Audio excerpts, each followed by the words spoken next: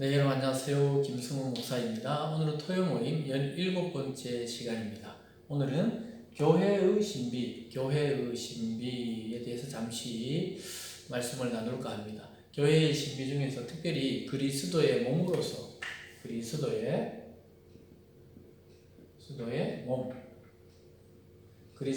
몸된 교회, 그리스도의 몸으로서의 교회의 신비에 대해서 잠시 나누겠습니다. 이 교회는 이 지상에 무엇인가? 우리가 죽어서는 하나님의 나라 또는 뭐 천국 이렇게 말을 하죠. 하나님의 나라에 가게 되는데 또 이 땅에서도 예수 믿는 자는 이미 하나님 나라의 통치를 받고 있다고 이러는데 그럼 교회가 왜 필요하냐? 우리가 교회는 건물이 아니고 사람들의 모임이라 하는 것은 우리가 개념에 대해서는 좀 나눈 적이 있었습니다.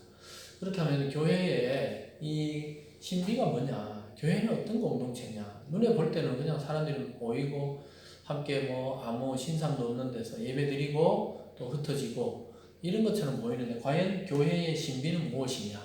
그것은 바로 사도 바울이 이야기했듯이 교회는 그리스도의 몸입니다. 몸. 그렇다면 그리스도는 우리의 머리가 됩니다. 그래서 교회는 몸으로서의 기능을 하는 것입니다. 그리스도의 몸된 교회다. 몸으로서의 기능을 하는 것입니다. 그리스도는 머리가 되어서 이게 합쳐지는 것이 그리스도와 교회의 신비적인 연합이라고 이렇게 이야기할 수 있습니다. 그래서 교회와 몸된 교회와 머리 되신 그리스도가 연합을 해서 이루어지는 그런 나라. 참 신기하죠. 이렇게 우리가 개념적으로 볼 때는 참 무슨 말인지 잘 모르겠지만은 결국 머리와 몸과 머리는 뗄래야 뗄 수가 없는 것입니다. 여러분 머리를 만약에 그리스도를 제외한 몸만 있는 이 교회 이것은 참된 교회가 아니죠. 그냥 인간적인 모임일 뿐입니다. 그렇다고 몸이 없는 머리만 있을 수 없습니다. 교회에 없는 그리스도도 존재할 수가 없는 것이죠. 그래서 그리스도와 이 교회 공동체는 몸으로 신비하게 연합되어 있는 것입니다. 이것이 나중에 계시록에 가면은 이제 예수님은 신랑으로 교회는 신부로 이렇게 비유합니다. 그래서 어린 양의 혼인 잔치로 이렇게 역사가 끝이 나는 것을 계시록을 통해 보게 됩니다. 근데 주의해야 될 것은 예수님이 신랑이잖아요. 예수님. 신부는 뭡니까? 신부는 아까 말했듯이 교회. 이 오고 오는 모든 보이는 교회와 보이지 않는 모든 교회 그 성도가 바로 신부가 됩니다. 그래서 어떤 개인이 신부다, 나는 그리스도의 신부다 이렇게 표현한 것도 좀 맞는 표현이지만 사실은 성경적인 개념을 보면은 교회 전체를 신부라고 표현한 것입니다. 그리스도는 신랑이요, 교회는 신부다. 우리 어린 양의 혼인 잔치에 우리가 참여하는 것이 이 계시록에 나타나는 교회의 신비입니다. 그래서 어떤 개인이 나타나서 나는 그리스도의 신부다, 신부로 이 땅에 왔다, 나는 그리스도의 신부로서의 자격으로 어떤 일을 한다. 이거 전부 이단이나 사이비에서 또 이것을 차용해가지고 자기만이 유일한 그리스도의 신부다 이런 말을 하는 경우가 있는데 그건 굉장히 성경에서 벗어난 개념입니다. 교회를 그리스도의 신부된 공동체라고 이렇게 표현을 하고 있는 것입니다. 여러분 이걸 잊지 마십시오.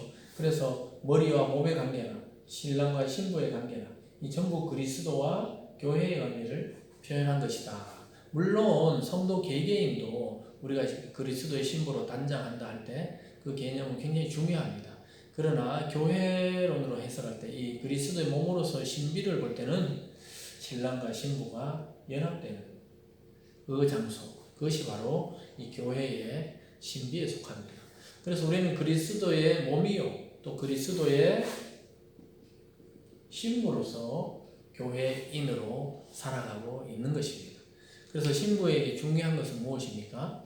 신랑을 기다리고 또 신부로서의 단장을 하고 예비하는 것이 신부의 모습입니다. 몸도 마찬가지죠.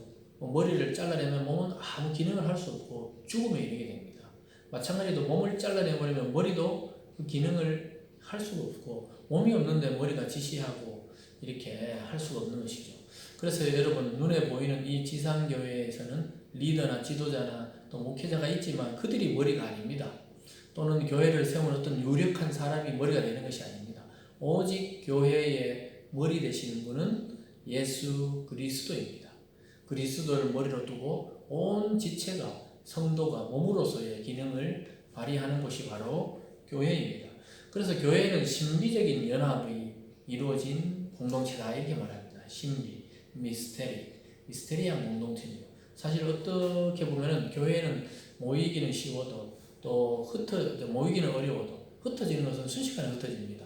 왜냐하면 세상처럼 이윤을 추구하거나 또는 어떤 정치적 목적을 가지는 것이 아니기 때문에 그리스도가 사라지고 그리스도의 역사와 성령의 능력이 사라지면 교회는 금방 또 해체되어 버립니다. 그래서 각자 또 다른 이 교회로 또 이동하게 되거나 모이게 되죠. 그래서 여러분 오늘은 잠시 그냥 살펴봤습니다. 교회가 도대체 왜 우리는 교회가 중요하고 기독교는 왜 맨날 모여야 되고 또 왜 이렇게 전염병 때문에 예배나 소모임이나 교제를 못하게 했을 때 그렇게 기독교에서 반발하느냐. 그것은 어떤 이유 때문에 그런 것이 아닙니다. 궁극적으로 그리스도의 몸된 교회요, 그리스도의 신분의 공동체로서 우리가 모일 때 몸은 각 지체가 이렇게 모여서 이제 손은 손대로 발은 발대로 떨어져 있으면 기능을 못합니다. 그것처럼 우리는 형제 자매로서 또 그리스도의 신부로서 각자 해야 될 역할을 감당하기 위해서 교회로 모여서 함께 몸을 이루어서 예배를 드리기 때문에 교회는 그렇게 모임을 중요시 왔던 것입니다. 그래서 초대교회 때부터 지금 현대교회 이르기까지 예배라는 그 중심성 또 예배를 통한 모임 하나님께 나아가는 그 중심성이 변한 적은 없습니다. 그래서 사람들이 교회 다니지 않는 사람들은 좀 이해하기가 힘들지만 왜 저렇게 모이려고 하느냐 확인하는 겁니다. 너와 내가 그리스도의 몸이고 그리스도의 신부로 함께 단장을 하고 있는 중인 것을 알기 때문에 서로 확인이 되는 것입니다. 그래서 교회는 모이는 것은 굉장히 중요합니다.